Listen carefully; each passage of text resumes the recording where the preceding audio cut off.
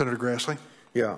Before I ask my question, I'd like permission to introduce in the hearing record a letter from the Iowa Association of School Boards disagreeing with the National School Boards Association request for intervention from federal agencies and law enforcement and other concerns that they have. Without objection.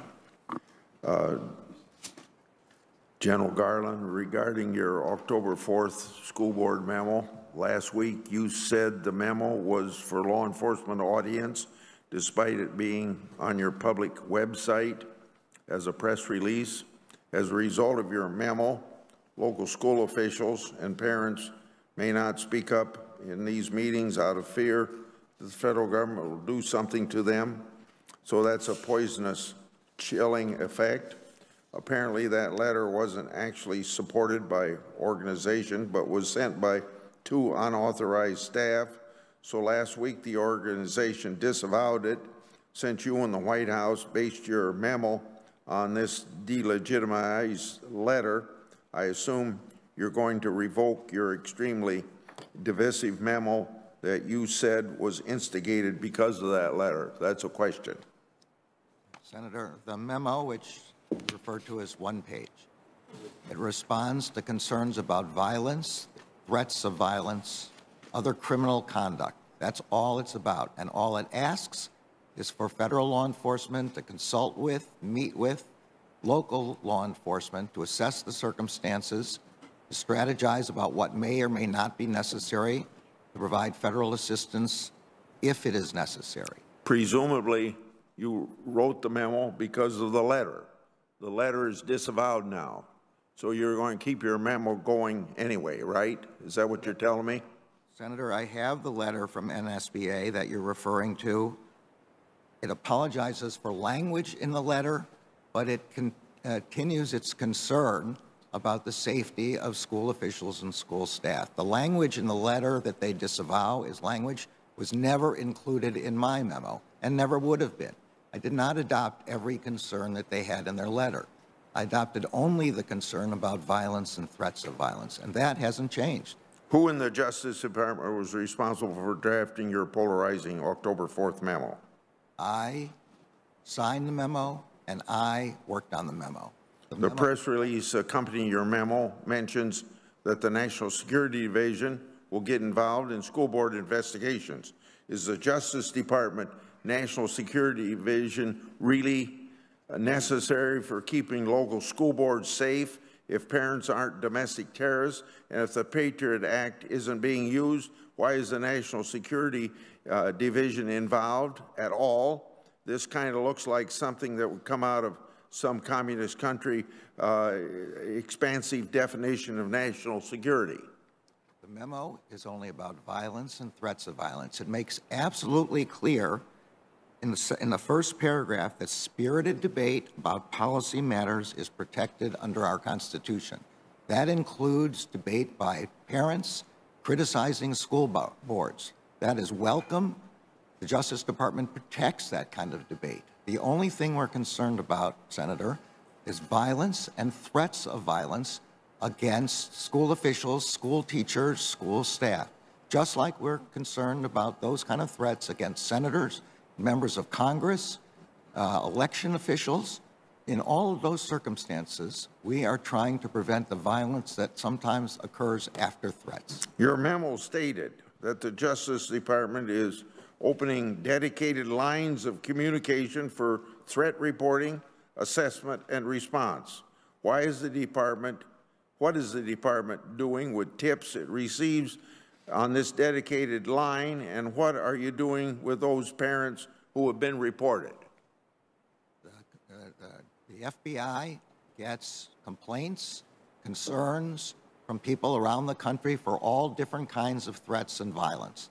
That's what this is about, a place where people who feel that they've been threatened with violence can report that. These are then assessed, and they are only pursued if, consistent with the First Amendment, we have a true threat that violates federal statutes or that needs to be referred to a state or local government, federal agency, local law enforcement agency for their assistance.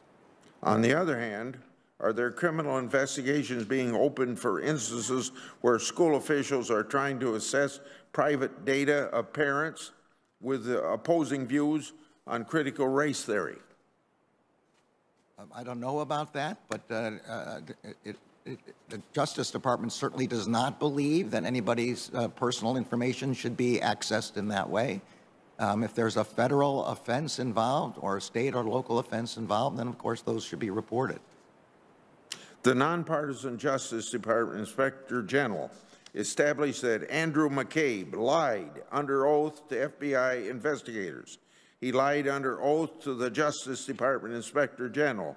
It should also be noted that McCain leaked government information to the media and then called the New York and Washington FBI field offices and blamed them for the very leaks that he caused. Under your leadership, instead of punishing him, the department reinstated his retirement, expunged his records as part of the settlement. He will reportedly receive $200,000 in retirement back pay, and his attorney will reportedly receive $500,000 in legal fees. So it seems to me that that's beyond incredible. So, General Garland, did you authorize the McCain settlement, and if not, who did? Senator, the McCabe settlement was the recommendation of the career lawyers litigating that case based on their prospects of success in the case. The case did not involve the issues about lying. It involved a claim that he was not given amount of time necessary to respond to allegations. And the litigators concluded that they needed to settle the case because of the likelihood of loss on the merits of that claim. The Inspector General's report still stands. We have not questioned in any way the Inspector General's findings.